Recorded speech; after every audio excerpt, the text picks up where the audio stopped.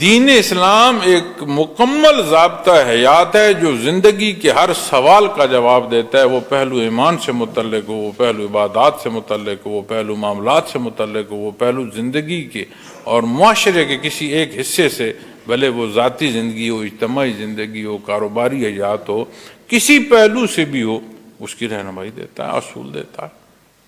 اور قرآن کریم جب اقوام سابقہ کے حال بیان فرماتا ہے تو اور وضاحت جو ہے وہ ہمیں عطا فرمائی جا رہی ہے کہ دیکھو اگر تم نہ مانو گے تو جنہوں نے نہیں مانا ان کے نتائج یہ ہیں، ان کے ساتھ یہ ہوا ہے تو تمہارے ساتھ بھی یہ ہوگا۔ اب جب ہم اپنا حکمران چنتے ہیں تو اس کے لیے ایسے درجے کا عالم ہونا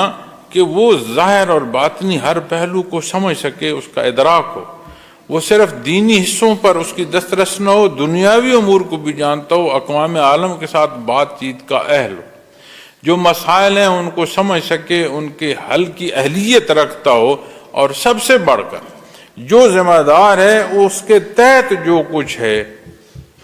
اس کے اندر جو عمل ہے وہ اتنی گرفت میں ہو کہ جو بات طے ہے اس نظام پورے میں وہ طے شدہ بات جو ہے وہ اس پر عمل کیا جائے اور اس کے تحت کارروائی ہو۔ آج ہوتا کیا ہے کہ جی فیصلہ کچھ ہوتا ہے اور عمل جا کر کچھ ہوتا ہے، مانگا کچھ جاتا ہے، بانٹا کچھ جاتا ہے۔ جہاں جس جگہ تقرر کی جو معیار مقرر ہوتا ہے وہ کچھ اور ہوتا ہے، اور جن کا تقرر کیا جاتا ہے ان کا اس معیار سے کوئی تعلق دور دور کا واسطہ نہیں ہوتا۔ تو تعمیر کے لیے معزز سامعین کرام ایک ایک پتھر، ایک ایک اینٹ جوڑنی پڑتی ہے، اسے گارے کا سہارا دینا پڑتا ہے، اسے اس کے اوزان کو برابر رکھنا پڑتا ہے۔ یا وہ کیسی تعمیر ہے کہ کسی عمارت کو بندہ اوزار لے کر اسے چھیدنا شروع کر دے، اسے توڑنا شروع کر دے، اور ساتھ یہ بھی دعویٰ کر رہا ہو کہ ہم تعمیر کر رہے ہیں، یہ کیسی تعمیر؟ تو جب کوئی عمل کرتا ہے، کوئی ہو بلا تفریق،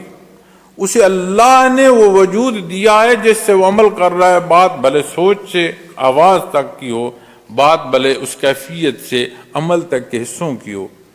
کہیں کوئی بھی ہو، اسے اللہ نے وہ کچھ دیا ہے جسے بروئے کار لا کر وہ عمل کر رہا ہے۔ تو حق یہی ہے کہ عمل صالح، اور عمل صالح کیا ہے؟ جو کچھ نبی کریم صلی اللہ علیہ وسلم نے فرمایا۔